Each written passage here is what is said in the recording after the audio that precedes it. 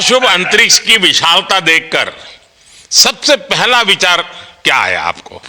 प्रधानमंत्री जी, सच में बोलो तो जब पहली बार हम लोग ऑर्बिट में पहुंचे, अंतरिक्ष में पहुंचे, तो पहला जो व्यू था वो पृथ्वी का था।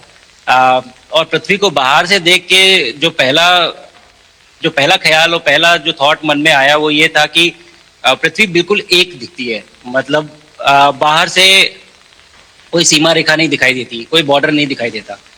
और दूसरी चीज जो बहुत नोटिसेबल थी, जब पहली बार भारत को देखा तो हम मैप पे पढ़ते हैं भारत को, हम देखते हैं बाकी देशों का आकार कितना बड़ा है, हमारा आकार कैसा है, वो मैप पे देखते हैं। लेकिन वो सही नहीं होता, क्योंकि वो एक हम 3D ऑब्जेक्ट को 2D यानी पेपर पे हम उतारते हैं।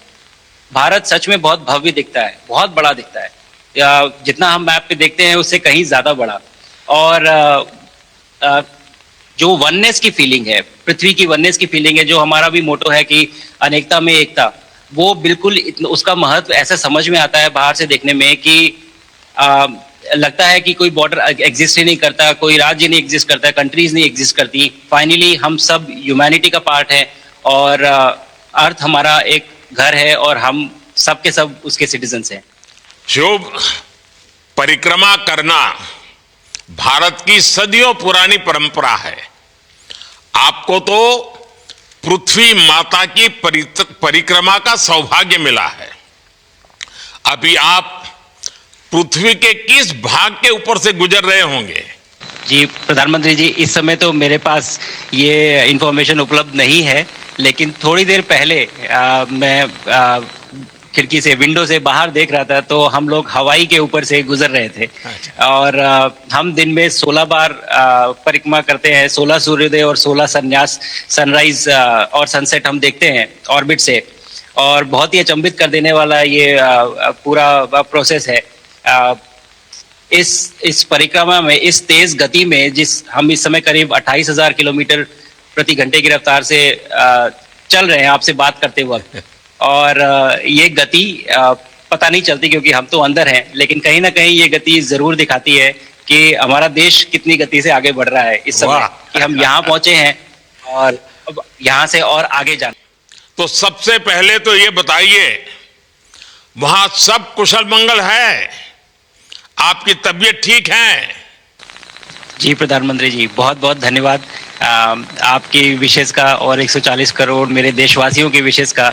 मैं यहाँ बिल्कुल ठीक हूँ, सुरक्षित हूँ, आप सबके आशीर्वाद और प्यार की वजह से। बहुत अच्छा लग रहा है, बहुत नया एक्सपीरियंस है ये। और कहीं ना कहीं बहुत सारी चीज़ें ऐसी हो रही हैं जो दर्शाती हैं कि मैं और मेरे जैसे बहुत सारे लोग हमारे देश में और हमारा भारत किस दिशा में जा रहा है। ये जो मेरी यात्रा है, ये पृथ्वी से ऑर्बिट की 400 किलोमीटर तक की जो छोटी सी यात्रा है, ये सिर्फ मेरी नहीं है। मुझे लगता है कहीं ना कहीं हमारे देश की भी यात्रा है। बिकॉज जब मैं छोटा था, मैं कभी सोच नहीं पाया कि मैं एस्ट्रोनॉट बन सकता हूँ, लेकिन मुझे लगता है आपके नेतृत्व में आज का भारत ये मौका देता है और उन सपनों को साकार करने का भी मौका देता है। तो ये बहुत बड़ी उपलब्धि है मेरे लिए और मैं बहुत गर्व फील कर रहा हूँ कि मैं यहाँ पे अपने देश का प्रतिनिधित्व कर पा रहा हूँ। आप दूर अंतरिक्ष में है, जहां ग्रेविटी ना के बराबर है, पर हर भारतीय देख रहा है कि आप कितने डाउन टू अर्थ है। आप जो गाजर का हलवा ले गए हैं, क्या उससे अपने साथियों को खिलाया? जी प्रधानमंत्री जी, ये कुछ चीज़ें मैं अपने देश की खाने की लेके आया था, जैसे गाजर का हलवा, मूंग दाल का हलवा और आमरस। और मैं चाहता था कि ये बाकी भी जो मेरे साथी हैं, बाकी देशों से जो आए हैं, वो भी इसका स्वाद लें और चखें, जो भारत का जो रिच कलिनरी हमारा जो हेरिटेज है उसका एक्सपीरियंस लें। तो हम सभी ने बैठ के इसका स्वाद लिया साथ में, और सबको बहुत पसंद आया। कुछ लोग हैं कि कब वो नीचे आएंगे और हमारे देश आए और इनका स्वाद। नमस्कार। आप आज मातृभूमि से, नमस्कार, भारत भूमि से सबसे दूर है, लेकिन भारतवासियों के दिलों के सबसे करीब है। आपके नाम में भी शुभ है और आपकी यात्रा नए युग का शुभ आरंभ भी है। इस समय बात हम दोनों कर रहे हैं, लेकिन मेरे साथ 140 करोड़ भारतवासियों की भावनाएं भी हैं। मेरी आवाज में सभी भारतीयों का उत्साह और उमंग शामिल है। अंतरिक्ष में भारत का परचम लहराने के लिए मैं आपको हार्दिक बधाई और शुभकामनाएं देता हूं। शुभांशु, स्पेस स्टेशन पर जाने वाले आप पहले भारतीय हैं। आपने जबरदस्त मेहनत की है, लंबी ट्रेनिंग करके गए हैं। अब आप रियल सिचुएशन में हैं, सच में अंतरिक्ष में हैं। वहां की परिस्थितियां कितनी अलग हैं, कैसे एडप्ट कर रहे हैं? यहाँ पे तो सब कुछ ही अलग है प्रधानमंत्री जी। ट्रेनिंग की हमने पिछले पूरे 1 साल में। सारे सिस्टम्स के बारे में मुझे पता था, सारे प्रोसेस के बारे में मुझे पता था, एक्सपेरिमेंट्स के बारे में मुझे पता था, लेकिन यहाँ आते ही सडनली सब चेंज हो गया। बिकॉज हमारे शरीर को ग्रेविटी में रहने की इतनी आदत हो जाती है कि हर एक चीज उससे डिसाइड होती है। पर यहाँ आने के बाद चूंकि ग्रेविटी माइक्रो ग्रेविटी है, एब्सेंट है, तो छोटी छोटी चीजें भी बहुत मुश्किल हो जाती हैं। अभी आपसे बात करते वक्त मैंने अपने पैरों को बांध रखा है, नहीं तो मैं ऊपर चला जाऊंगा। और माइक पे भी जैसे छोटी छोटी चीजें हैं, इसको छोड़ भी दूं तो भी ये ऐसे फ्लोट करता रहता है। पानी पीना, पैदल चलना, सोना बहुत बड़ा चैलेंज है। आप छत पे सो सकते हैं, आप दीवारों पे सो सकते हैं, आप जमीन पे सो सकते हैं।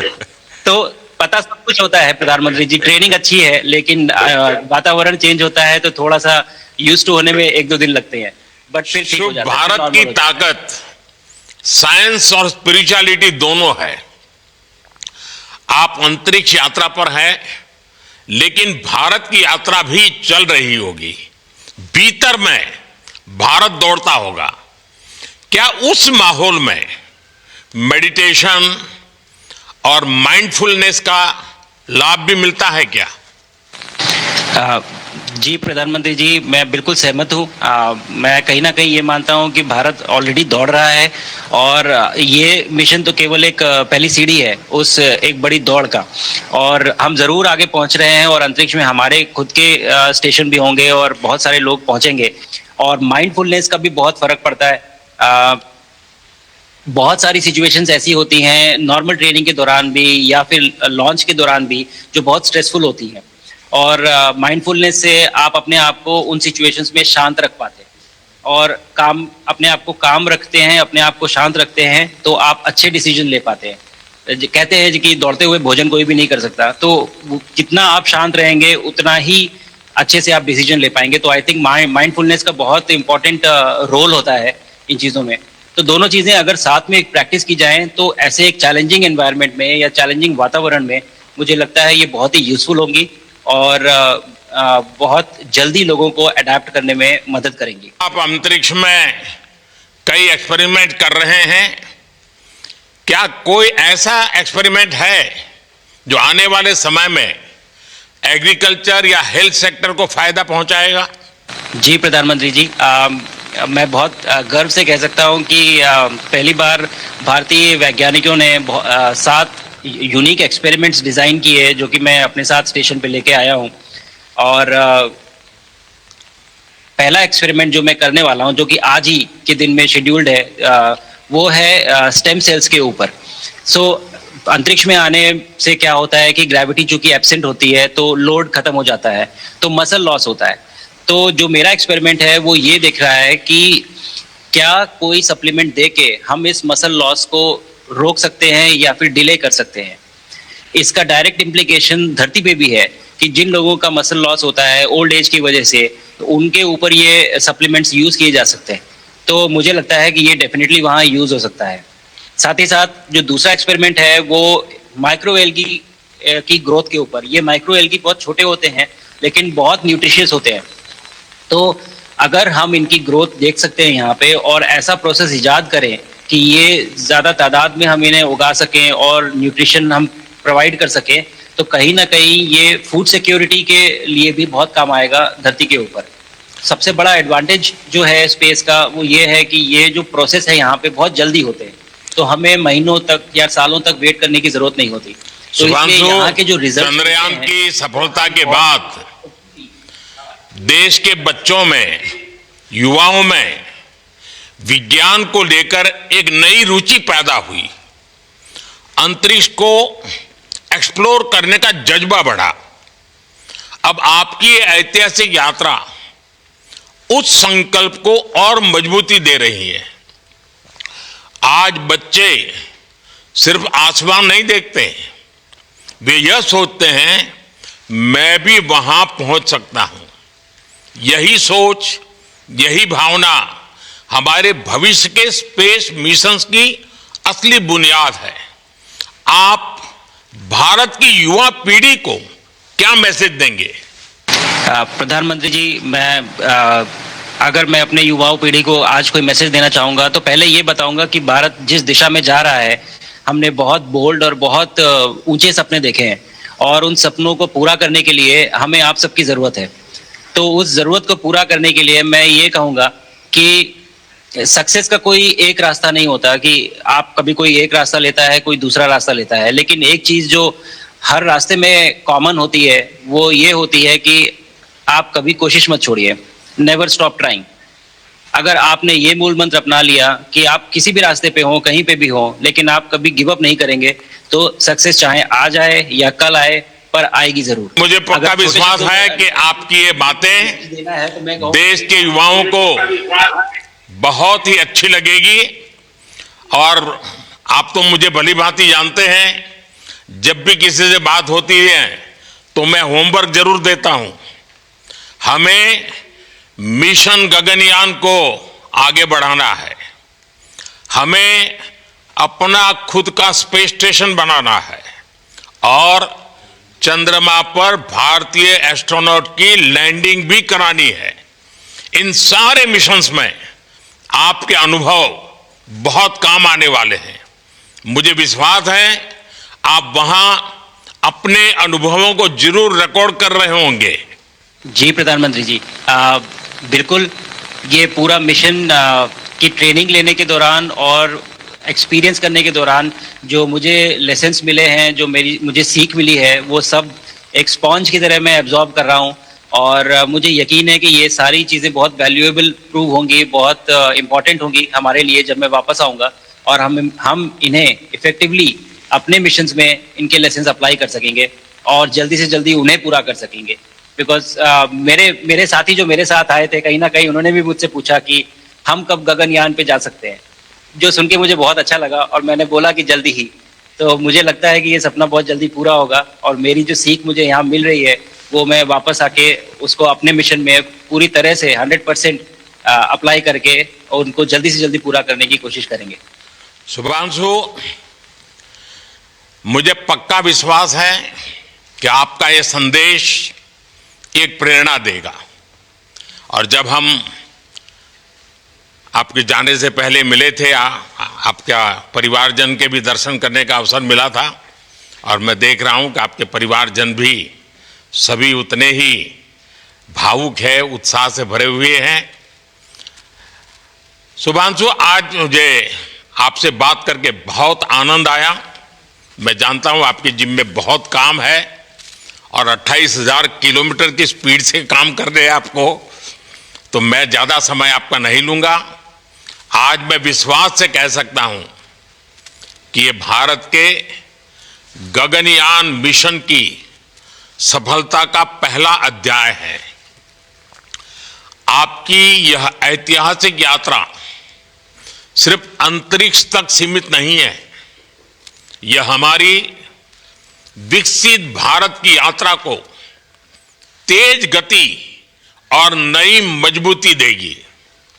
भारत दुनिया के लिए स्पेस की नई संभावनाओं के द्वार खोलने जा रहा है। अब भारत सिर्फ उड़ान नहीं भरेगा, भविष्य में नई उड़ानों के लिए मंच तैयार करेगा।